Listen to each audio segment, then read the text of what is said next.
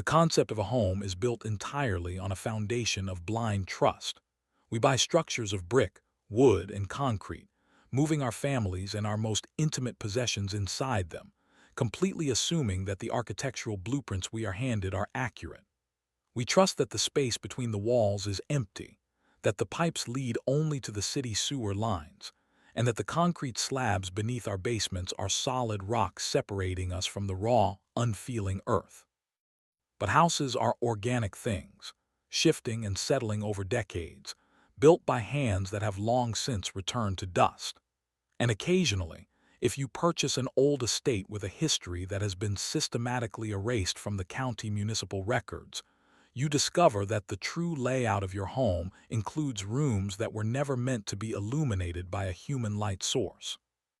My name is David, and 3 months ago, I used the entirety of my life savings to purchase a historical, 3-story Victorian estate on the isolated outskirts of New Bedford, Massachusetts.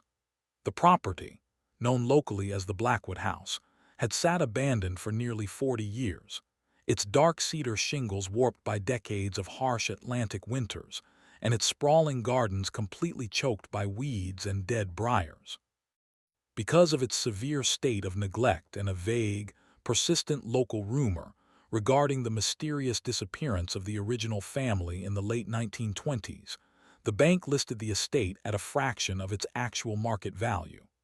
As an independent architectural restoration contractor, I saw the house not as a haunting relic, but as the project of a lifetime. I planned to spend a year restoring its grand oak staircases, stained glass windows, and hand-carved fireplaces before putting it back on the market. For the first 3 weeks, the work was grueling but deeply satisfying. I lived alone in a small, cleared bedroom on the second floor, my days filled with the clean, sharp smells of sawdust, wood stripper, and fresh plaster. The house was massive, a beautiful labyrinth of secret servant stairways, hidden laundry chutes, and long, sunlit corridors that smelled of old paper and dust. I accustomed myself to the natural, structural language of the building. I learned to ignore the sharp, metallic snap of the steam radiators heating up in the morning, and the deep, low groan of the roof joists as the ocean winds battered the gables at night. It was during my 4th week of structural demolition that the geometry of the estate began to contradict itself. I was down in the basement, a vast, freezing cavern lined with damp, hand-cut granite blocks and ancient fieldstone foundation walls. I was mapping out the path for a new modern copper plumbing trunk line, using a digital laser distance measure to calculate the exact structural footprint of the floor above. I stood at the furthest northern axis of the cellar, pressing the base of the laser measure against the stone foundation wall and aiming the red beam across the room to the southern partition. The digital readout on the screen blinked, displaying a distance of exactly 48 feet. I frowned, shaking the device slightly, thinking the laser might have caught a hanging cobweb or a dust particle in the air. According to the official property survey and the blueprints I had pulled from the town hall, the exterior foundation of the Blackwood House was exactly 36 feet wide. I repeated the measurement 3 times, using a traditional steel tape measure to verify the distance manually. The physical tape didn't lie. The interior space of the basement was 12 feet wider than the physical exterior of the house itself. It was an architectural impossibility, a spatial paradox that suggested the basement was somehow extending outward beneath the front lawn, defying the boundary lines of the stone foundation walls visible from the driveway above. Intrigued and assuming a previous owner had constructed an undocumented root cellar or a coal bunker during the Prohibition era, I began to thoroughly examine the mortar joints along the western stone wall. I used a heavy mason's hammer, tapping the iron head against the granite blocks, listening intently to the resonance of the impacts. Most of the wall returned a dull, solid thud, indicating solid earth behind the stones. But when I reached a narrow, recessed alcove hidden behind an old, rusted cast-iron water heater, the sound instantly changed. The hammer impacts returned a sharp, hollow ring that vibrated directly up the wooden handle into my palm. There was an empty space behind the stone. I grabbed a heavy steel crowbar and a cold chisel, wedging the tool into the crumbling, lime-based mortar joint surrounding a massive, rectangular granite slab. The mortar was old, dry, and gave way with a sickening, powdery crunch, filling the narrow alcove with a thick cloud of white dust. I threw my entire body weight against the crowbar, leveraging the steel bar until the heavy granite stone shifted forward with a deafening, scraping groan, tilting outward and crashing onto the dirt floor of the cellar. A wave of intensely cold, stagnant air rushed out of the opening, instantly striking my face. The air didn't smell like damp basement dirt, and it didn't smell like sewer gas. It was an ancient, completely desiccated scent, heavy with the smell of old stone, dry paper, and a faint, sweet metallic tang that instantly reminded me of copper pennies. I switched on my high-intensity LED work flashlight, directing the bright beam of white light through the narrow gap in the wall. The light didn't hit earth or tree roots. It illuminated a perfectly straight, narrow corridor constructed of smooth, pale gray concrete blocks that showed no signs of moisture, mold, or structural settling. The floor was perfectly level, covered in a fine, uniform layer of dark gray dust that had remained completely undisturbed for nearly a century.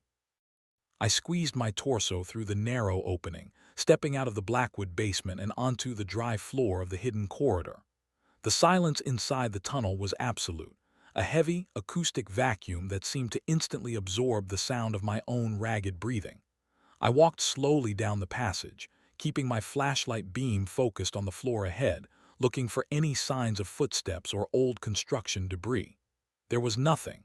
The dust was smooth as glass. After walking exactly 40 yards, the narrow corridor ended, opening up into a massive, perfectly circular subterranean chamber that configuration resembled a modern bank vault or an industrial military bunker. The walls were constructed of the same pale gray concrete blocks, climbing 20 feet into the air to form a perfect, domed ceiling. In the exact center of the circular room sat a massive, circular structure that made my breath catch in my throat. It was an iron spiral staircase, its metal painted a deep matte black, plunging straight down through a circular hole in the center of the concrete floor. The staircase didn't have any decorative filigree or Victorian ornamentation. It was purely utilitarian, its steps narrow and industrial, held together by massive iron rivets that showed no signs of rust or oxidation despite the coastal climate. I walked to the edge of the pit, leaning over the iron guardrail and shining my flashlight beam straight down into the opening. The powerful light, capable of cutting through 300 yards of darkness outdoors, simply vanished into the vertical shaft. The beam didn't hit a bottom landing, it didn't reflect off water, and it didn't illuminate any structural supports. The iron staircase just continued to spiral down into an absolute, velvety black void that seemed to have no end. I looked at my watch. It was exactly 3 o'clock in the afternoon. The logical, professional part of my brain told me to turn around, climb back through the hole in the basement wall, and call a structural engineer to report an undocumented subterranean hazard on the property. But the sheer architectural impossibility of the structure was an intoxicating pull. There was no record of a deep-sea drilling project, a military bunker, or a massive drainage system beneath this section of New Bedford. The vault shouldn't have existed. I placed my gloved hand on the cold iron rail and took my first step down the spiral staircase. The descent was an exercise in sensory deprivation. As I walked down the twisting steps, the sound of my boots hitting the iron treads began to change. The metallic clangs didn't echo or bounce off walls. They were instantly deadened by the vastness of the empty air around me, sounding like dull, distant thuds. The air grew progressively colder with every level I descended, dropping rapidly until my breath formed thick, white plumes in the beam of my flashlight. I counted the steps as I walked to keep my mind focused. 100, 200, 500. The iron column in the center of the stairs remained perfectly straight, smooth, and unyielding. I stopped to look back upward, shining my light toward the ceiling structure. The circular opening to the concrete vault above had completely vanished, swallowed by the immense, heavy darkness of the vertical shaft. I was suspended in a vacuum of iron and cold air, traveling deep into the crust of the earth beneath my house. At exactly step 1042, my boots hit a solid surface. I lowered my flashlight, my eyes straining to make out the details of the lower landing.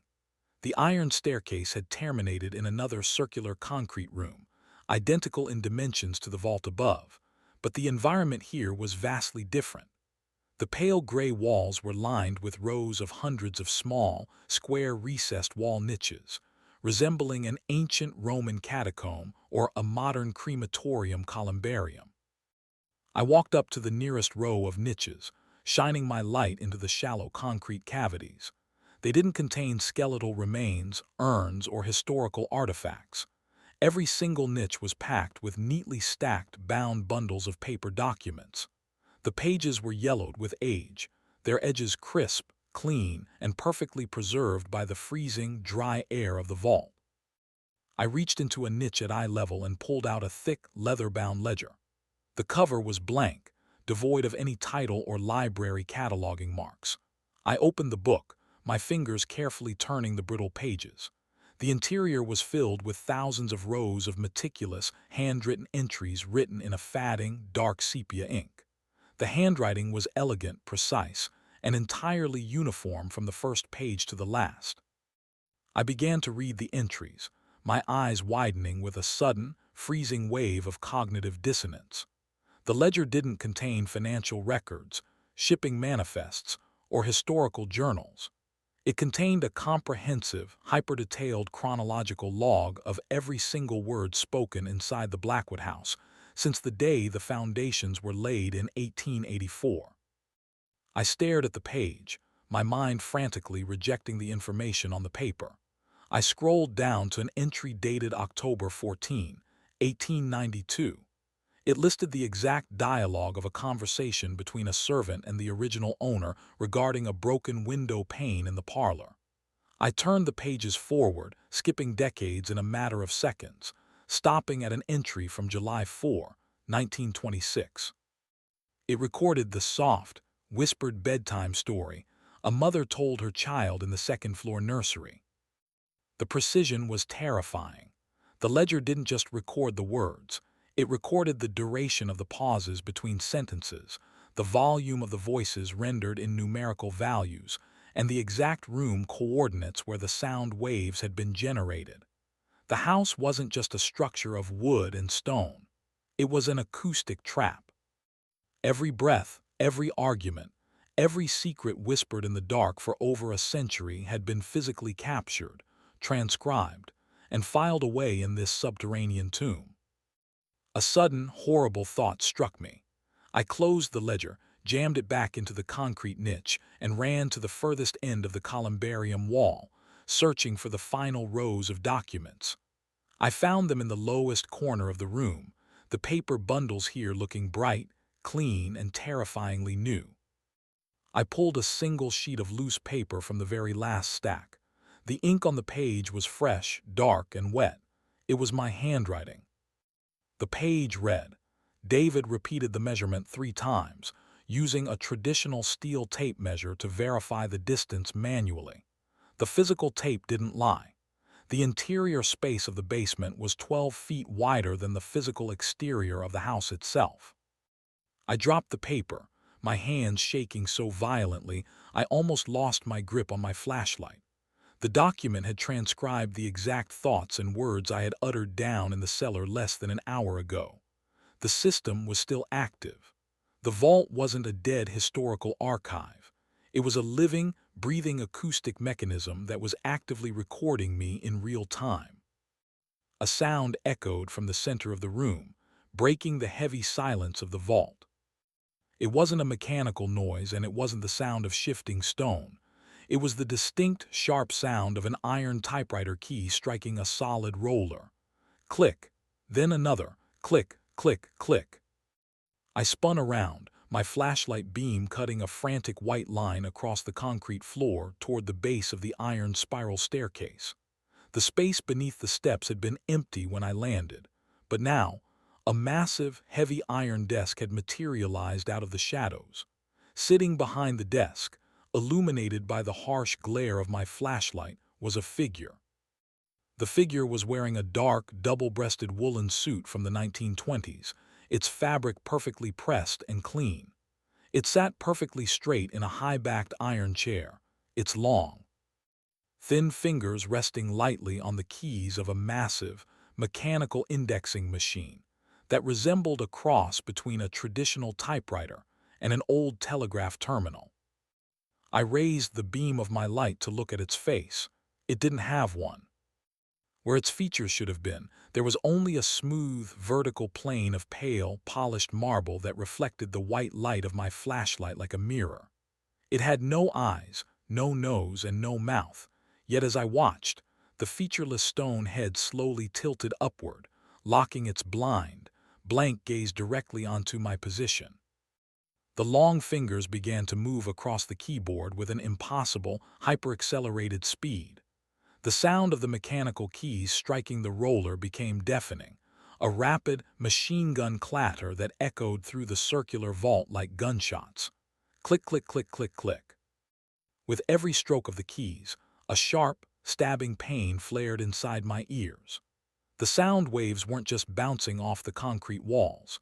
They were vibrating through the very air inside my lungs, altering the atmospheric pressure in the room until my nose began to bleed, the dark red drops splashing onto the gray dust beneath my boots. I turned around and ran back toward the iron spiral staircase, my boots hitting the metal treads as I began the frantic, agonizing climb back up the shaft. I didn't look down. I didn't check behind me. I just focused on the steps ahead, my lungs burning from the freezing, razor-sharp air, my heart hammering violently against my ribs. The machine gun clatter of the typewriter didn't fade as I climbed higher. It grew progressively louder, the acoustic frequency migrating up the central iron column of the staircase, vibrating through the metal railing beneath my hand. It felt as though the entity wasn't chasing me physically. It was climbing the stairs using the sound itself, using the rhythm of its keys to track the precise speed of my escape. I climbed for what felt like hours, my strength completely failing me, my vision blurring at the edges as the intense cold began to shut down my muscles. 1,000 steps, 1,050, 1,100. The stairs didn't stop. The iron column just continued to twist upward into the dark, an infinite vertical labyrinth that had no relation to the house above. Suddenly, my foot caught on a loose metal rivet. I tripped, falling forward violently, my knees smashing against the sharp edge of an iron step. My flashlight flew out of my hand, tumbling through the guardrail and disappearing down into the vertical abyss, its spinning white beam cutting long, chaotic arcs through the dark before it vanished completely. I lay there in the absolute, starless pitch black, paralyzed by pain and terror, listening to the darkness. The clatter of the typewriter keys had stopped. The vault had fallen into a silent, suffocating quiet. Then a voice whispered from the darkness directly above my head. It didn't come from a mouth and it didn't come from a speaker. It was an exact, flawless acoustic replica of my own voice, rendering a sentence in a flat, mechanical monotone that carried no human emotion. David tripped, falling forward violently, his knees smashing against the sharp edge of an iron step. The transcription is now up to date. Welcome to the archive. When I finally opened my eyes, the darkness was gone. I was lying flat on my back on the dirt floor of the Blackwood House basement. The bright afternoon sunlight was streaming through the high, dirty cellar windows, casting long, dusty beams across the gray granite walls. The massive, rectangular stone block that I had chiseled out of the alcove was sitting perfectly intact inside the foundation wall, its old, lime-based mortar joints tight, dry, and completely undisturbed. I stood up, my whole body shaking, my knees covered in deep, purple bruises that didn't make any sense if the experience had just been a hallucination. I didn't pack my tools, and I didn't look at the blueprints. I ran up the stairs, threw myself into my truck, and drove away from the Blackwood estate without ever looking back. I sold the property back to the bank the following week at a massive financial loss, taking a low-paying job as a field surveyor for a highway construction crew in the high deserts of New Mexico. I chose a place where there are no houses, no basements, and no walls to trap the sound. I thought I had managed to escape the vault. I thought I had left the indexer behind in the dark of Massachusetts. But yesterday evening, I was sitting alone in my small, rented desert cabin, watching the sun set over the flat horizon. The silence of the plains was absolute, a peaceful, empty quiet that usually comforts me. Suddenly, a soft, sharp sound echoed from inside the empty drywall of my kitchen wall. It wasn't the sound of a mouse, and it wasn't the house settling. It was the distinct, unmistakable sound of an iron typewriter key striking a solid roller. Click, then a long pause, then another. Click, click, click. The indexing machine hasn't stopped running. It wasn't recording the house. It was recording me. And if I sit perfectly still in the dark of my bedroom, listening to the space beneath my floorboards, I can hear a faint, whispered voice repeating every single word I write before I even have the chance to think it. The book is still open, and they are just waiting for me to finish the final sentence.